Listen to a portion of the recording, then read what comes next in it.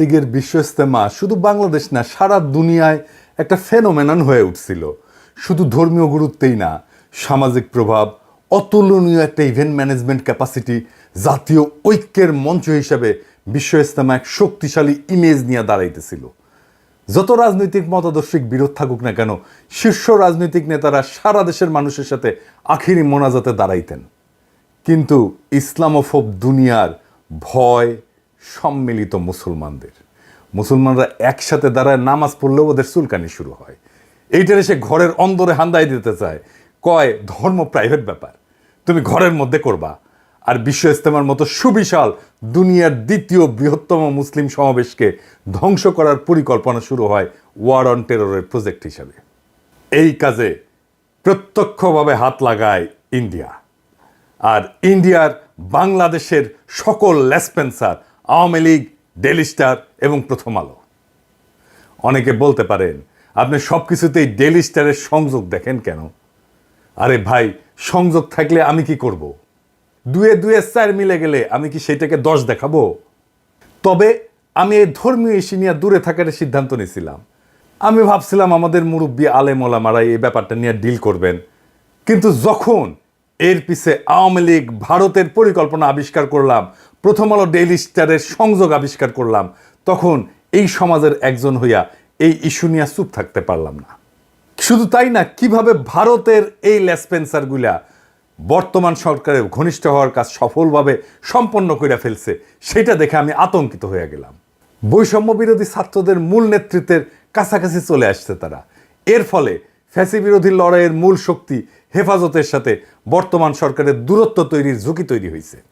এই কারণেই তাবলিগ নিয়া মহাষড়যন্ত্র দেশবাসীর সামনে উন্মুক্ত করে দেওয়াটা আমার কর্তব্য আর দায়িত্ব হয়ে দাঁড়াইল। আশা করি আমার দর্শকেরা এই এপিসোডের পরে তাবলিগ প্রসঙ্গে নিজেরাই সিদ্ধান্ত নিতে সমর্থ হবেন। আমি স্পষ্টভাবে দেখাই দেব তাবলিগ জামাতের এই দুই গ্রুপের মধ্যকার দ্বন্দ্ব বিরোধের পিছনে প্রত্যক্ষভাবে রয়েছে ইন্ডিয়া। কিভাবে?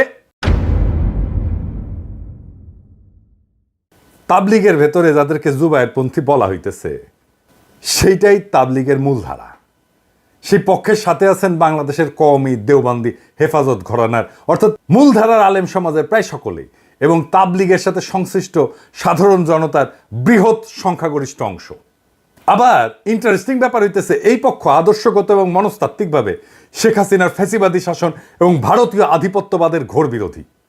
এই পক্ষই তাবলিগের মধ্যে বৃহৎ সংখ্যাগরিষ্ঠ এবং সবচেয়ে প্রভাবশালী অংশ। 2 নাম্বার, তাবলিগের ভেতরে যাদেরকে এতাতি বা সাতপন্থী বলা হইতেছে, এই পক্ষের সাথে যারা আছেন তারা আওয়ামী ফ্যাসিবাদের অংশ, সহচর এবং ভারতপন্থী হিসেবে পরিচিত। এই পক্ষের সাথে যারা আছেন তাদের বড় অংশই সেকুলার এডুকেশনে শিক্ষিত।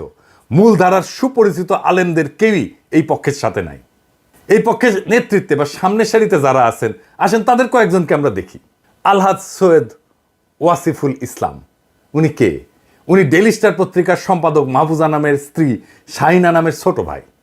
উনি হলো একজন মুক্তিযোদ্ধা। মানুষ হিসাবে খারাপ না, কিন্তু ওই যে মুক্তিযোদ্ধার ট্রেনিং আছে তো ইন্ডিয়ায়, তাই ইন্ডিয়ার ইন্টারেস্টের পাশে উনি দাঁড়াইছেন। ছবিতে দেখেন তাবলিগের এতাতি গ্রুপের মুরব্বী সৈয়দ ওয়াসিফুল ইসলাম সামনের সারির ডানি বসা, দেখা দেন এডিটর সাহেব। পেছনের সারিতে বসা সৈয়দ ওয়াসিফুল ইসলামের বোন, দিল্লি স্টারের সম্পাদক মাহফুজা নামের স্ত্রী, তার পেছনে দাঁড়ানো মাহফুজা নাম, এবং বাম পাশে এতাতি গ্রুপের অপর নেতা মুফতি ওসামা ইসলাম, পাগড়ি পরা, আর মৌলানা আবু রেজা নদভি, আওয়ামী লীগের এক ভোট ডাকাত এমপি। আর কে? সাতক্ষীরা জেলার আওয়ামী লীগের ভারপ্রাপ্ত সভাপতি কাজী এরতেজা হাসান। আমরা তার পরিচয় আরো বিস্তারিতভাবে দেখব। আর কে? মুফতি ওসামা ইসলাম, সাতপন্থী অংশের অন্যতম মুরব্বী সৈয়দ ওয়াসিফুল ইসলামের ছেলে, মৌলানা মুয়াজ বিন রুর। এই এরা সকলেই আওয়ামী ফ্যাসিবাদের সমর্থক এবং খুনি হাসিনা সরকারের ঘনিষ্ঠ হিসেবে পরিচিত। বিগত 15 বছরের দুঃশাসনের আমলে রাষ্ট্রীয় ছত্রছায়ায় এরা বাইরে উঠছে। এই তাবলিগের এই বর্তমান সংকটে কারা ইন্ধন যোগাচ্ছে? ভারতের আগ্রাসী হিন্দুত্ববাদী শক্তি এই অঞ্চলে ইসলাম এবং মুসলমানদেরকে দাবায় রাখতে নানা কর্মকাণ্ড চালাইছে, আপনারা জানেন। এর অংশ হিসেবে তারা নীরবে এবং সুশৃঙ্খলভাবে ইসলামের প্রচার, প্রসার এবং দাওয়ার কাজ চালায় যাওয়া প্রভাবশালী সংগঠন তাবলিগ জামাতে বিভেদ, বিরোধ এবং বিবাদ ঘটায় একে দুর্বল করার একটা মিশন হাতে নেয়। ওয়ার অন টেররের পরিকল্পনার অংশ হিসাবে। ভারতের প্রেসক্রিপশনের পাশাপাশি আওয়ামী ফ্যাসিবাদী সরকারও এই ইসলামপন্থীদের মাঝে বিভেদ, বিবাদ, বিশৃঙ্খলা তৈরি কইরা নিজেদের ক্ষমতাকে হুমকি মুক্ত রাখতে বাংলাদেশের তাবলিগের সংকট সৃষ্টি করে, এই সংকটকে জিয়ায় রাখার কৌশল গ্রহণ করে। অথচ আপনারা যদি ইতিহাস দেখেন, দেখবেন তাবলিগ জামাতের কার্যক্রম প্রচলনের শুরু থেকে 2016 সালের আগ পর্যন্ত তাদের মাঝে কোনো মতাদর্শগত বিভেদ, কোনো বিবাদ, কোনো বিশৃঙ্খলা ছিল না। 2016 সালের পর থেকে এই বিভেদ শুরু হয় এবং এরপর থেকে ভারতের প্রেসক্রিপশন আর আওয়ামী লীগ তার নিজস্ব শক্তিকে এই বিভেদ তৈরিতে নিযুক্ত করে। আর বর্তমানে ফ্যাসিবাদের পতনের পরে তাবলিগের সংকট আরো গভীর হয়েছে। কেমনে? কারণ এইটা হইতেছে তাবলিগ লীগ। আসেন আমরা তাবলিগ লীগটা দেখি, কারা কারা এই তাবলিগ লীগ।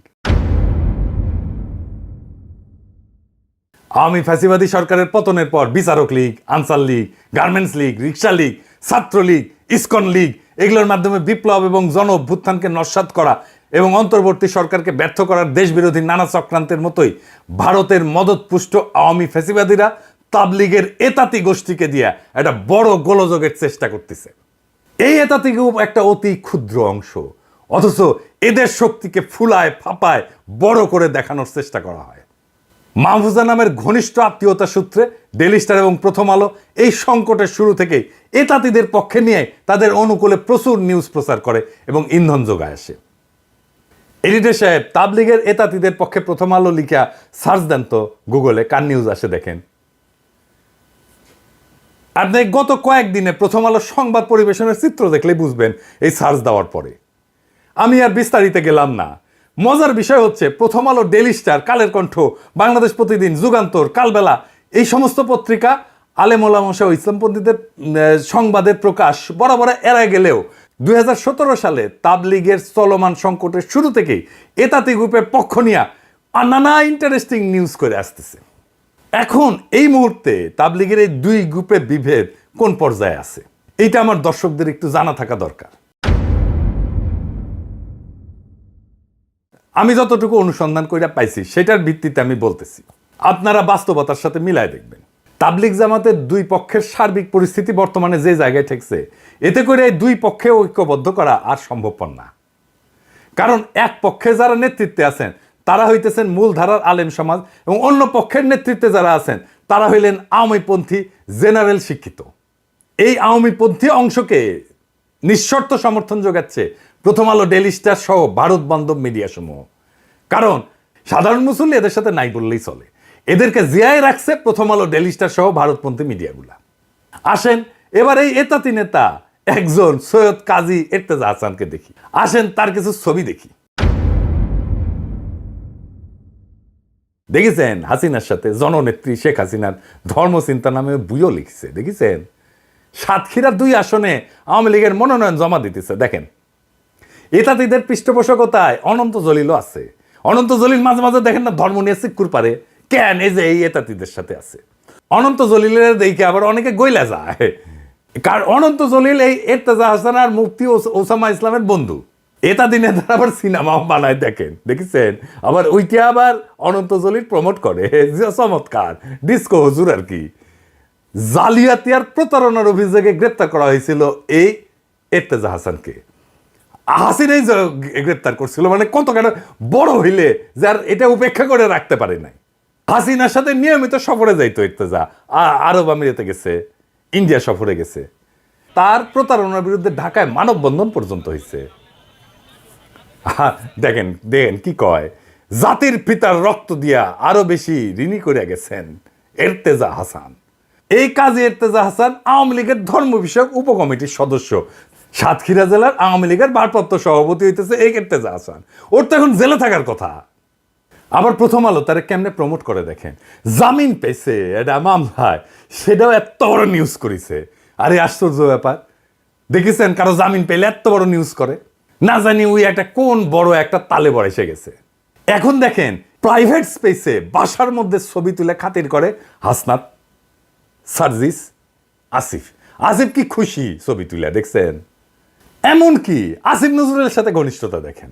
এখন কইতে পারেন আপনারা রাজনৈতিক নেতা হইছেন, পরিচিত ফিগার হয়েছেন, পাবলিক ফিগার হয়েছেন, আপনার সাথে তো পাবলিক এসে ছবি, আরে ভাই এটা তো প্রাইভেট স্পেসে বার্সার মধ্যে ছবি, দেখেন এইভাবে প্রাইভেট ছবি তোলার আগে তো তার ব্যাকগ্রাউন্ড চেক করা যায় যে এই লোকটা কে। এখন দেখেন আওয়ামী নেতার সাথে, দেখেন ফজলে নূর তাপসের সাথে, সাকিব আল হাসানের সাথে, হাসান মাহমুদের সাথে, এমনকি মরে গেছে যে নাসিমুল লগে কি মাখামাখি।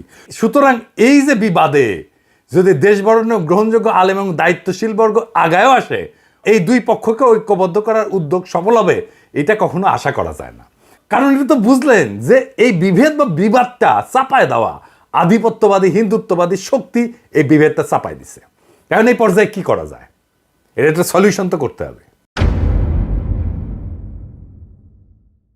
ভাই আমি তো ডাইরেক্ট অ্যাকশনের লোক, এই এরতেজারে 3rd ডিগ্রি দেওয়া উচিত এক্ষুনি। তারে তো হাসিনাই ধরেছিল, ওই মামলা আজকে ওরা প্যাকেট করেন।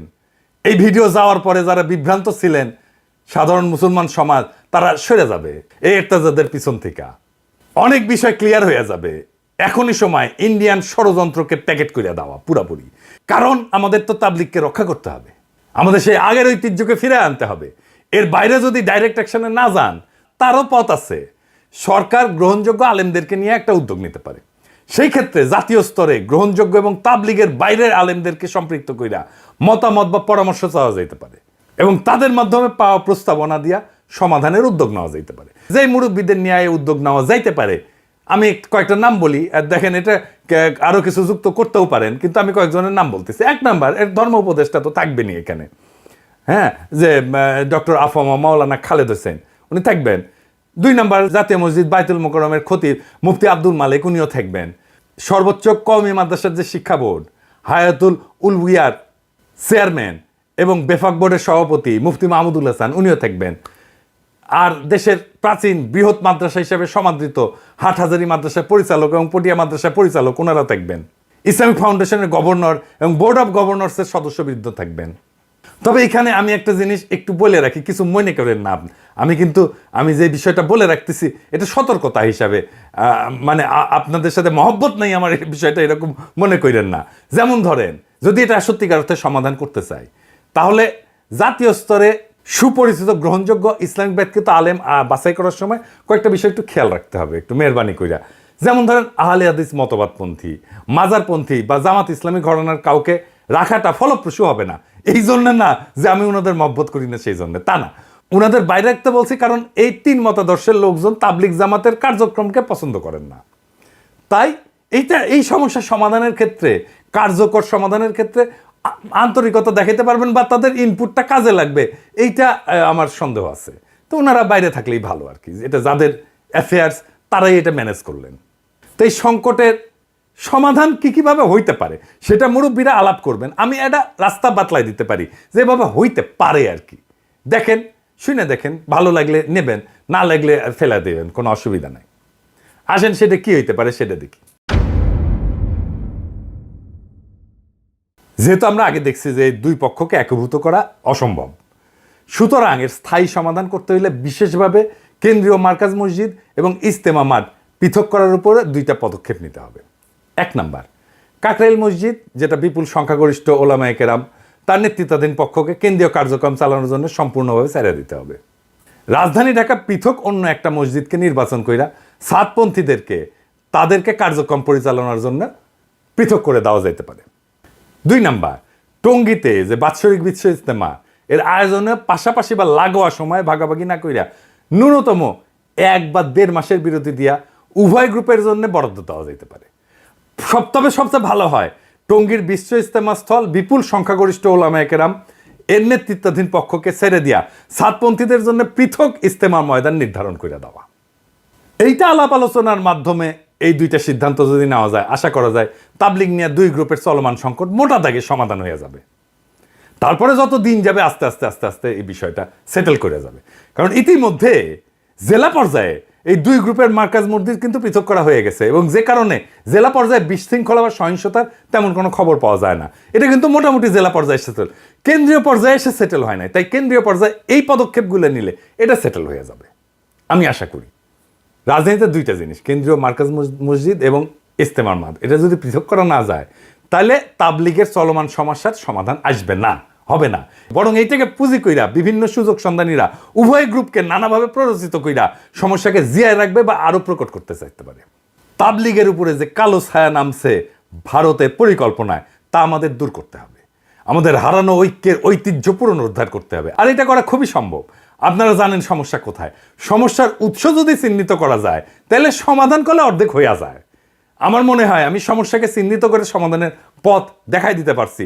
এখন বাকি কাজটা মুরব্বীরা যদি শুরু করেন, তাইলে দেশের একটা বড় সমস্যার সমাধান হইয়া যায়। এবং আমরা কলে আপনাদের দিকে তাকায় আছি, সারা দেশের মানুষ তাকায় আছে। সমস্যাটা মেহরবানি কইরা মুরব্বীরা আপনারা সমাধান কইরা ফেলে আমাদেরকে স্বস্তি দেন, দেশবাসীকে স্বস্তি দেন এবং ঐতিহ্যকে পুনরুদ্ধার করেন এবং ভারতের এই শয়তানি প্রকল্প রুখে দেন। দেশবাসী আপনাদের পাশে থাকবে। ইনকিলাব জিন্দাবাদ।